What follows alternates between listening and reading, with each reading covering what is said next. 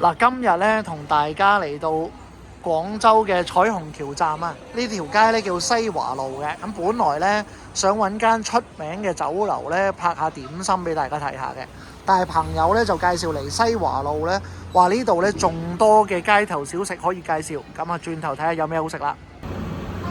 嗱，而家就喺西華路咧，朋友介紹嘅珍珍小食店啦。咁呢一度咧有啲咩咁特別咧？睇下佢個餐牌先。呢度應該係食湯粉嚟㗎。豬粉有咩咁特別咧？豬粉嘅意思係我哋廣州人唔食。哦，我以為佢有啲咩特別嘅唔同添。唔係佢個鑊氣比較重，鑊氣可以試下個醬。哦，即係炒嘅。醬咁就試下啦。哇！你哋睇下店仔細細，排隊排到出門口。同朋友啊，先嗌咗個牛腩嘅豬腸河，望落去咧同我哋熟悉嘅河粉咧分別就唔係好大，咁啊試下咩味道啦。嗱，呢個牛腩豬腸咧，其實同我哋平時咧食到嘅咧感覺都好相似嘅，但係咧佢個湯底嘅胡椒嘅味道咧係濃好多啊！咁我覺得咧同我哋香港嗰邊咧個湯底係真係有啲唔同啊！嗱，呢個所謂牛筋牛脷嘅啫煲咧，望落去其實有啲似腸粉嘅，咁但係咧出到嚟嘅時候咧都係熱辣辣啦，同鐵板燒差唔多感覺。嗱，啱啱呢個牛腩豬潤啫粉咧，雖然我唔係好了解佢個物質係啲乜嘢，咁但係咧食落咧其實係似我哋嘅豬腸粉嘅，咁裡面咧開蓋嘅時候咧就已經 feel 到咧熱辣辣。咁我平時食嘅腸粉咧，你冇可能咁熱嘅。咁上面嗰個汁咧，我覺得都係我哋平時食嘅五香滷水嘅嗰種感覺，係啦。但係咧就感覺都幾特別。原來頭先食呢個咧唔係豬潤嚟嘅，係牛脷嚟嘅。呢個牛脷咧，佢真係煮得好腍喎，可以。咁啊，中間佢哋用咩方法去燜，我就唔係好清楚，但係真係好腍。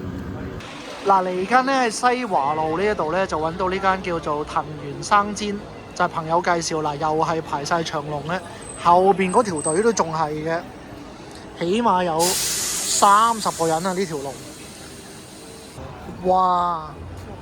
啱啱我哋排咗10分鐘到，都係喐咗幾個人啫。呢條隊，咁啊呢間藤原生煎咧，原來係朝頭早7點半就開到下晝2點。中間2到4點係有個 break 嘅，4點咧就開到8點，佢哋係收鋪噶啦。但係我諗我哋仲有成個鐘，我哋而家點零鐘，應該都夠時間排埋呢10幾20人嘅。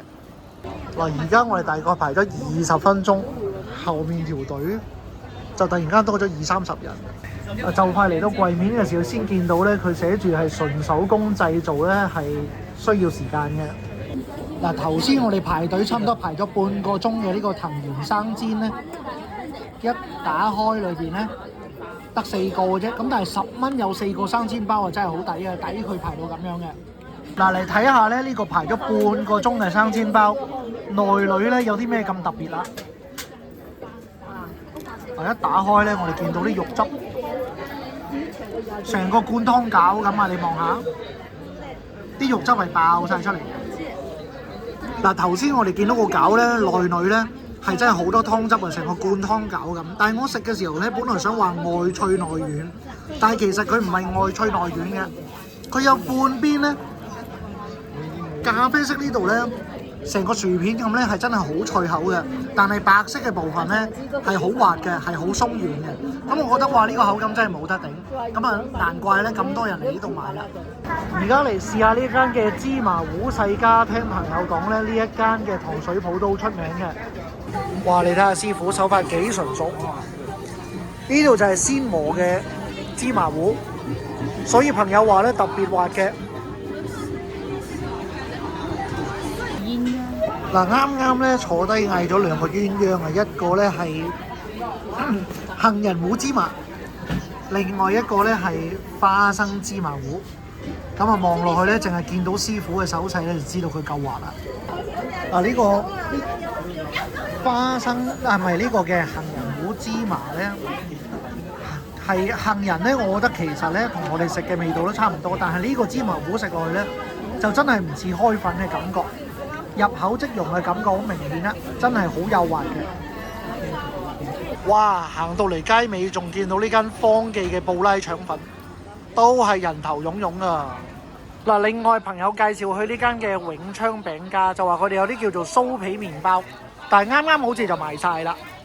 嗱，尾站同朋友咧就嚟咗呢間叫做哥林多，咁啊啱啱外面咧都排咗好多隊嘅，咁咧，但係呢度嘅三文治咧就唔貴嘅喎，聽朋友講約莫係8-9蚊左右咧就有嘅。咁啊，老闆仲話咧一定要3分鐘內食添，如果唔係咧影響品質。咁我哋咧就叫咗個鮪魚三文治，咁啊聽老闆講咧係呢度嘅招牌，轉頭我哋嚟試一試佢啦。嗱，老闆咧每一個客人一到手咧，呢個包就叫我哋3分鐘內一定要食啦，叫我哋加油添。咁啊，照佢所講咧，呢度所謂鮪魚咧，其實即係金槍魚啊。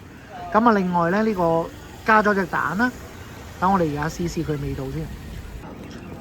哇！呢個三文治咧真係冇介紹錯啊！呢個嘅金槍魚咧食落去加蛋咧，喺啲魚食落去嘅時候咧，唔似香港我哋嗰啲嘅吞拿魚嘅罐頭咧，食落去有好重嘅鹹味啦。同埋咧，好重沙律醬嘅味道噶嘛，平時。咁呢一個咧，佢又有淡淡嘅鹽香，係啦，配埋呢一個蛋咧，嗰個味道咧係完全唔會似罐頭嘅嗰種感覺，係啦，融合埋一齊咧，直頭咧係似新鮮嘅魚嚟嘅。